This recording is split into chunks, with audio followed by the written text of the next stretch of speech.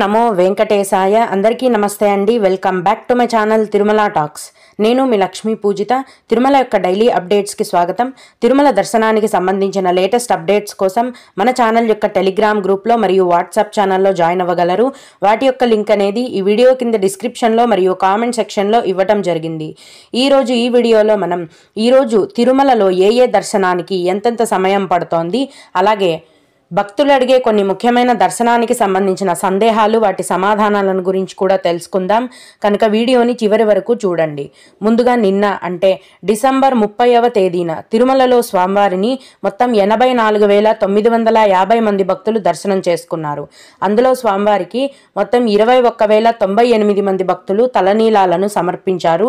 నిన్నటి రోజున తిరుమలలోని శ్రీవారి హుండీ యొక్క ఆదాయం అనేది 3,80,00,000 రూపాయలు. ఈ రోజు కూడా ఎటువంటి దర్శనం టికెట్లు లేకుండా నేరుగా భక్తులనైతే ఫ్రీ దర్శనానికి అనుమతిస్తున్నారండి. ఈ విధంగా టికెట్స్ లేకుండా నేరుగా వెళ్లే ఫ్రీ దర్శనానికి ప్రస్తుతం 6 గంటల సమయం పడుతోంది. అలాగే తిరుపతిలో ఇచ్చే సర్వదర్శనం టికెట్లతో దర్శనానికి వెళ్లే భక్తులకు దర్శనానికి 4 గంటల సమయం పడుతోంది.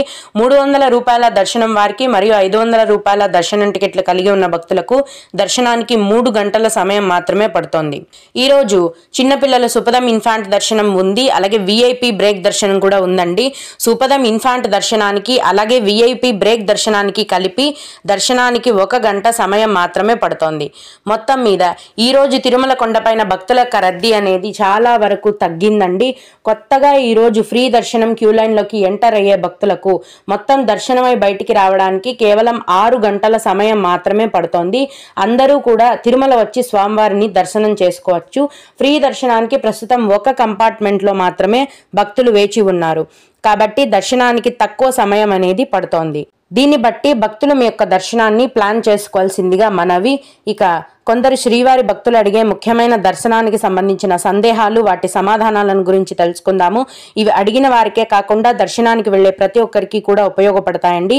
ఒక భక్తుడు, అక్క మేము ఆన్లైన్లో వాలంటరీ సేవ ఎలా బుక్ చేసుకోవాలి అని అడిగారు. ప్రతి నెల చివరి వారంలో ఆన్లైన్లో శ్రీవారి వాలంటరీ సేవా టికెట్లను విడుదల చేస్తారండి టీటీడీ వారు. ఈ వాలంటరీ సేవా టికెట్లను కేవలం ఆన్లైన్లో మాత్రమే విడుదల చేస్తారు. ఇంకెక్కడా కూడా ఇవ్వరు. అంటే కానీ తిరుమలలో కానీ తిరుపతిలో కానీ ఎక్కడా కూడా ఇవ్వరు. ఆన్లైన్లోనే వీటిని బుక్ చేసుకోవాల్సి ఉంటుంది. ఫ్రీగా బుక్ చేసుకోవచ్చండి. కానీ ఈ వాలంటరీ సేవా టికెట్స్ కోటా విడుదల చేసిన కేవలం 2-3 నిమిషాల్లోపే కోటా అనేది ఫుల్ అయిపోతుంది. మీరు ముందే మీ యొక్క బుకింగ్ డీటెయిల్స్తో రెడీగా ఉండి బుక్ చేసుకోవడం మంచిది. ప్రస్తుతం అయితే 2025 మార్చి నెల వరకు వాలంటరీ సేవా టికెట్లన్నింటినీ కూడా ఆన్లైన్లో విడుదల చేశారు. అన్నీ కూడా ఫుల్ అయిపోయాయండి.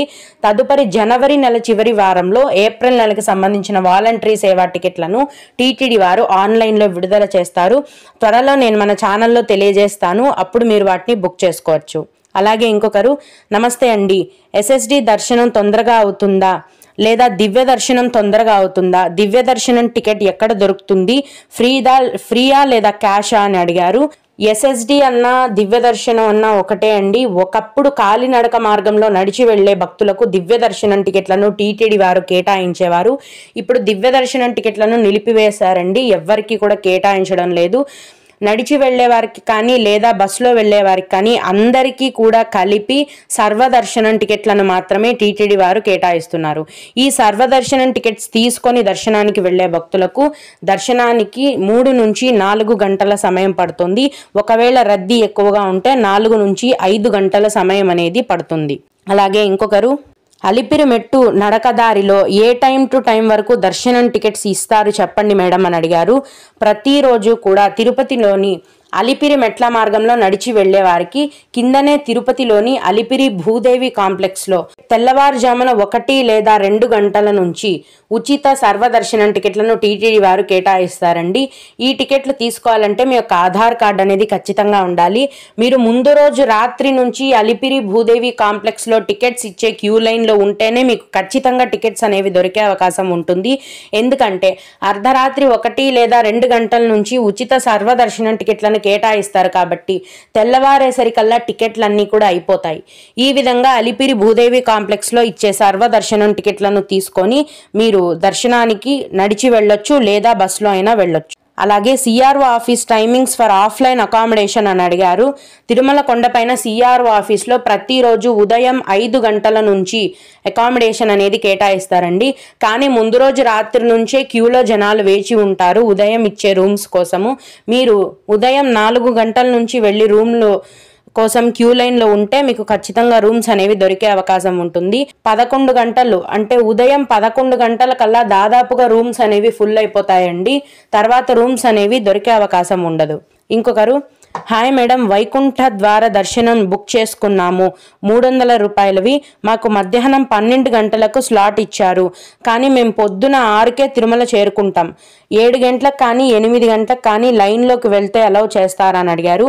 300 రూపాయల దర్శనం టికెట్లో మీకు ఇచ్చిన దర్శనం టైం కంటే 2 గంటల ముందు మీరు దర్శనానికి వెళ్ళొచ్చండి.